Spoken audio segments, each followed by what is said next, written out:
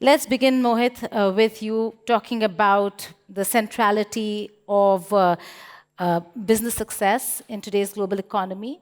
Is trust that central determinant? Anytime you're running a global business, anytime you're running a multi-product business, customers and societies and employees and governments need to trust that you will be predictable, but equally that you will display a high degree of integrity, right? And the reality is that people want to do business with organizations that they trust. We have seen this in many, many studies across the world, that in societies which are high trust societies, the eventual outcomes for every organization are great, right? And trust obviously has many attributes. Predictability is one, like I said, integrity is the other. Systems, governance, guardrails, checks and balances sort of round out all the things that you need. And it is something which is earned over a long period of time, but unfortunately can be lost rather quickly. Okay. Kaan, we were discussing a little earlier on what governments and private sectors can do. Talk us through what are the tangibles on how governments are working with companies. Geeta, thank you very much for having me here. I think you have a very provocative title, What Governments Should Do. I have seen in my career governments really focused on policy setting, and some other governments getting excited about procurement of technologies and systems. I prefer the first one. I think policies, especially, of course, there could be wrong ones, right ones, but the right policies are the ones which enables private sector and the economy to develop. I'll give you a very tangible example. About 2 months ago, I was in Chengdu, and I noticed that the next 5-year development plan of China, from 26 to 30 practically, had addressed the issue of utilities available for households. And it defines 3 utilities: water, electricity, and AI. Now, how to execute this? Government can set the policy, but if you look to the execution of this, and I had the chance to visit a municipal level data inference center, a 15 megawatt AI processing center in one of the municipalities of Chengdu, serving about 1 million people. And what I have seen, with the right partnership of the private sector, in that case, my colleagues in China Mobile did a good job. They have developed this capacity there, and hospitals, schools, and households were connected to this data inference center.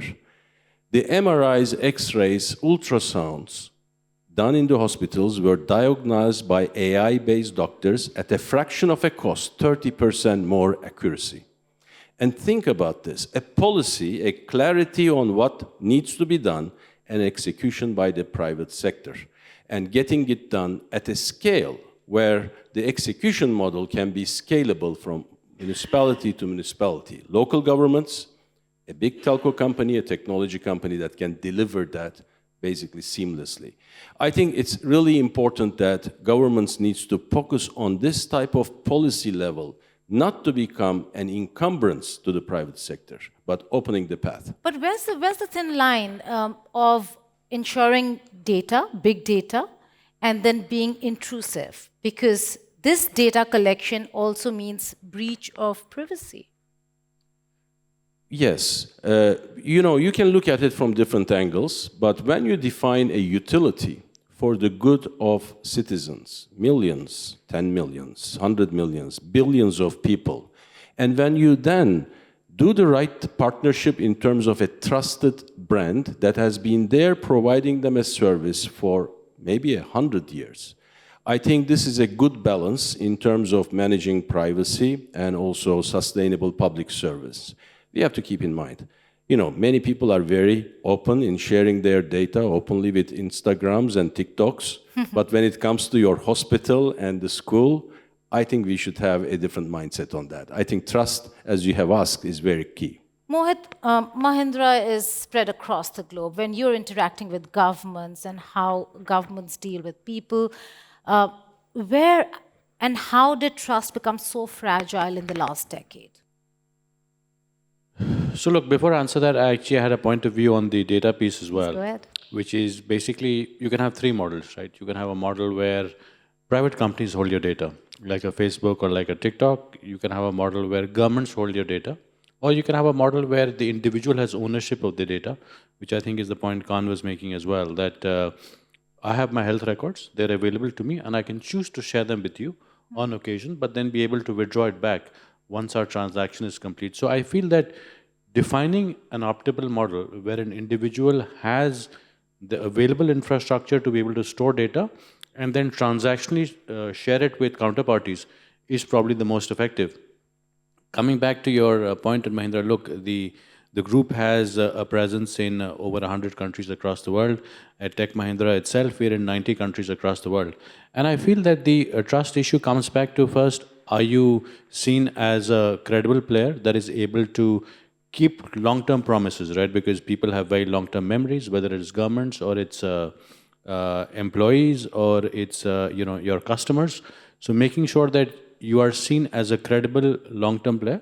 I feel the second part about the trust is very important because things will go wrong. Things will go wrong. We may have made commitments to a state, for instance, to do a certain level of hiring.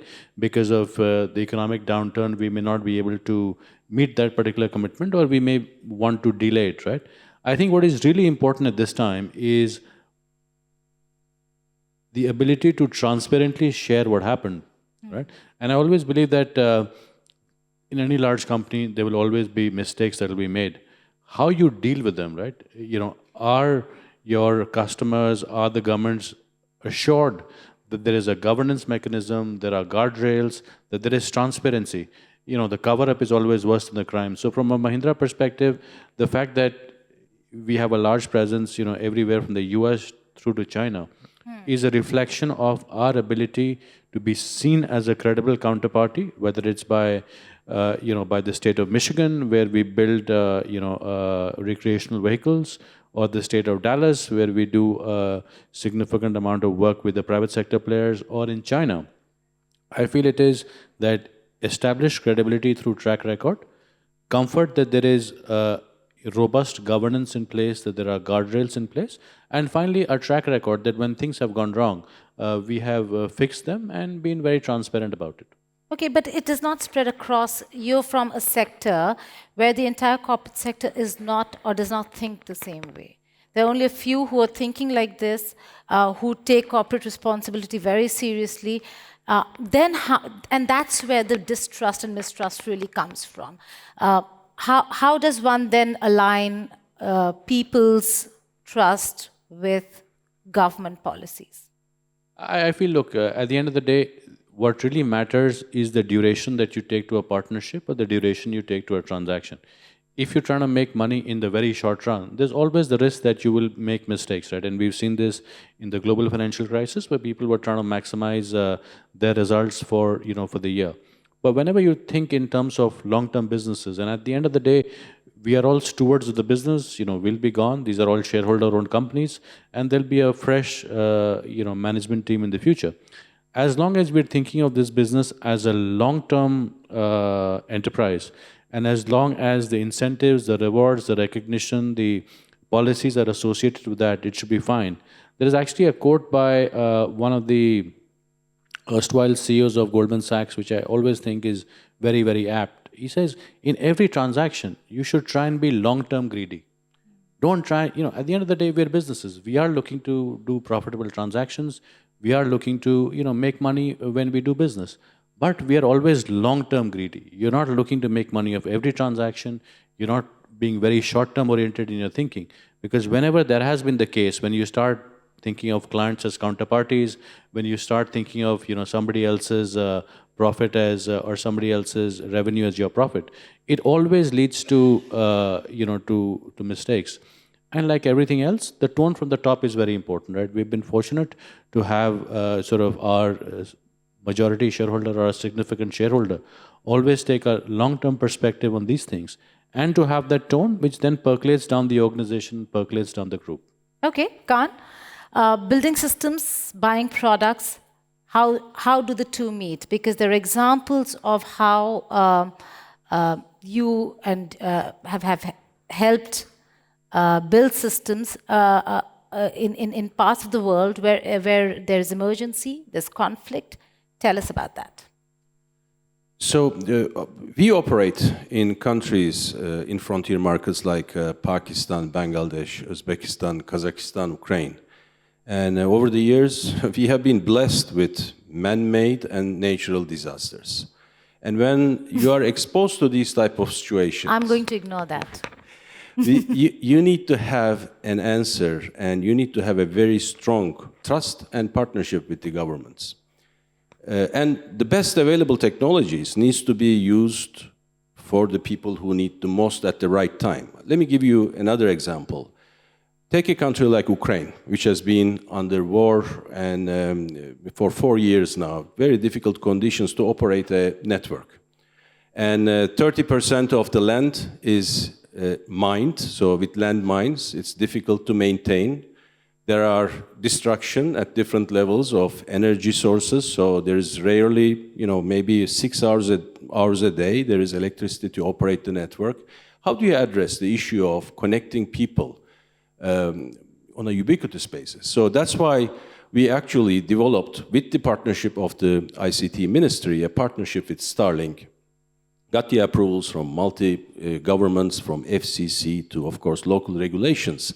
And we decided to do something which was actually extremely controversial to the industry, because we developed a partnership where we integrated our terrestrial network with the satellite platform. Irregardless of there is electricity or not, irregardless of the terrestrial networks are properly maintained or not, today in Ukraine, every single person with a 4G-enabled phone can directly connect to a satellite without any equipment needed, and can get a signal and can communicate. Now, many parties in our industry thinks that satellites, Starlink is potentially a competition. But when it is needed, it's an essential service. And with the right government policy and with the, I think, right execution, it can really open up big opportunities and build again the trust with the consumers.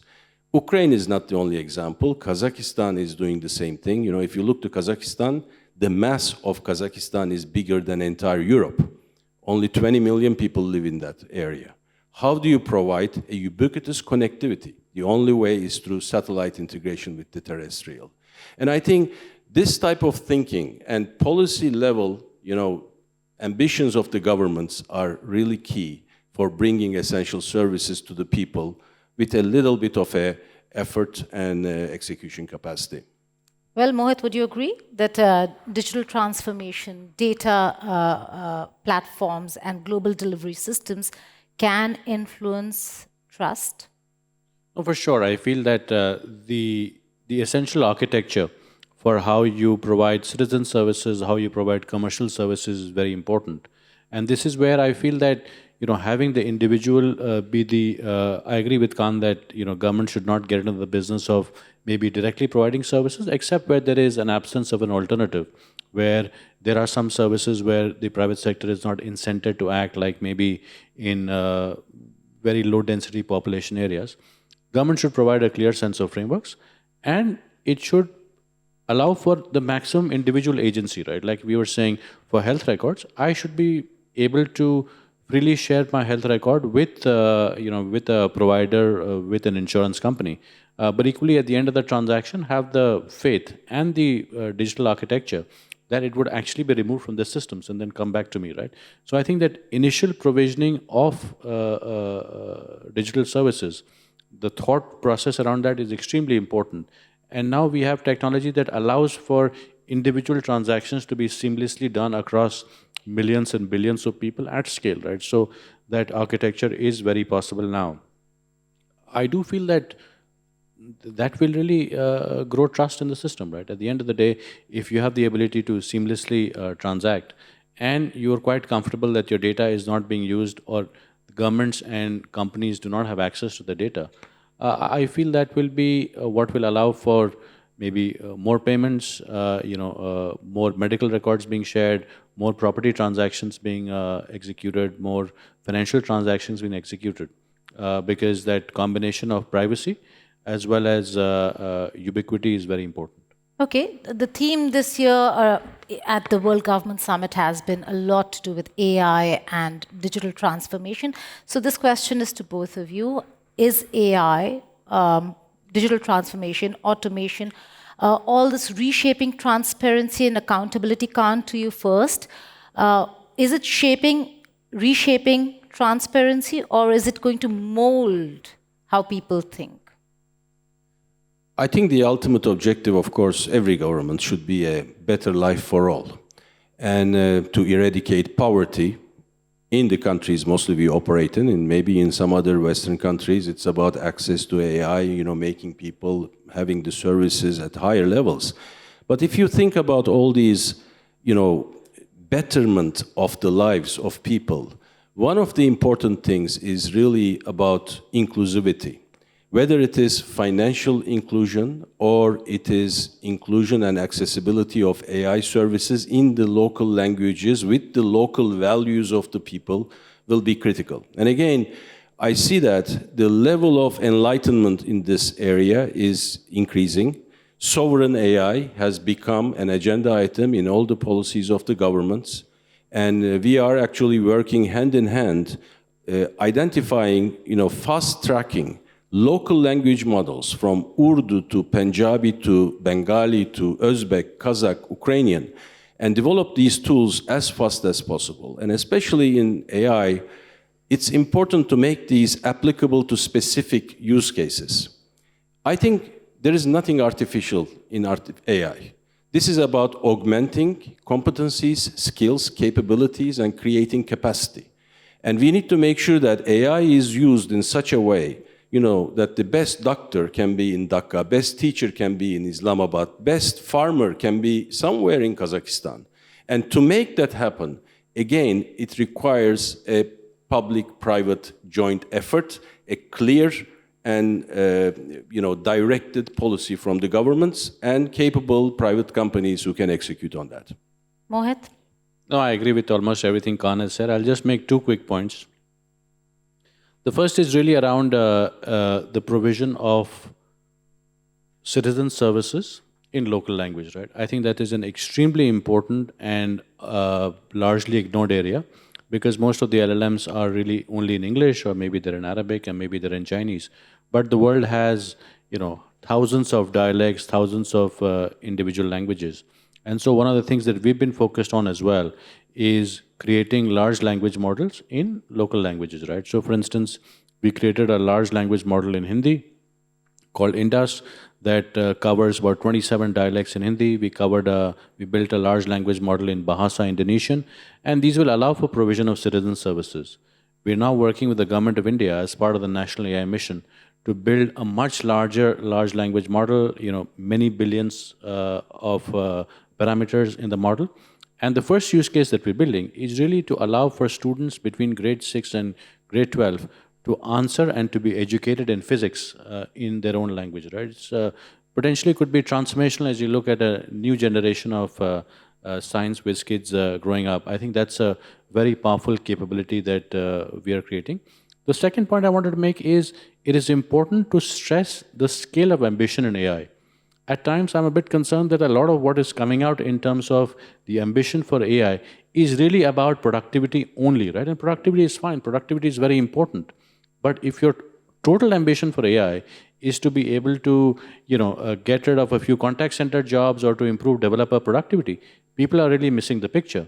The objective of AI, for instance, should be how can we provide everybody a truly world-class healthcare service for $10 a month, right? That should be the scale of the ambition, rather than only in terms of productivity. And I feel that if that aspiration is not spelled out in those terms, we will have the 90% of people whose lives are at risk or whose livelihoods are at risk out to destroy this movement, right? We have to be thinking about how this will transform societies for the better, and with real use cases of transformational possibilities of AI, rather than purely job reduction. I know we're completely running out of time, but Mohit, because you come from India and you work in the Global South, it's very important because not everyone in the Global South has access to AI. Will they miss the bus? Well, that is a very real risk, right? That is a real risk that we saw with, digital technologies earlier and with mobile phones. But I'm happy to say that the sort of the cycle of adoption is speeding up very dramatically, right? So while it took maybe, 30 years for mass media in the form of television to come to India after it was in the West, it only took about 10 years for mobile phones to come to India. It took only about 3 or 4 years for instantaneous mass payment systems to come into India or to digital identity come to India. And with these new models coming in and with the infrastructure the government is creating, I feel that cycles are getting shorter and shorter. So I feel that is still a risk, but signs look a lot better than they did earlier. Very briefly, Kaan. Gita, if you have read *Sapiens*, Harari's book, he talks about how Homo sapiens differentiated themselves with Neanderthals. And the ability of Homo sapiens to tell a story, to gossip, to lie, made them unique in their capabilities to develop a society and community. I believe over the next 5 to 10 years, we're going to see more and more, not only access to an AI tool, but also data to organic transmission, which will allow us to keep more data in our memories, make faster decisions with processing capabilities over a cloud. And I believe we are at the verge of differentiating a new kind of society. And I think, yes, if communities do not adapt, they will fail. Mohit, Joshi, Kaan, Terzioğlu, thank you so much for joining us in this brilliant conversation. Thank you. Thank you, Gita. Thank you.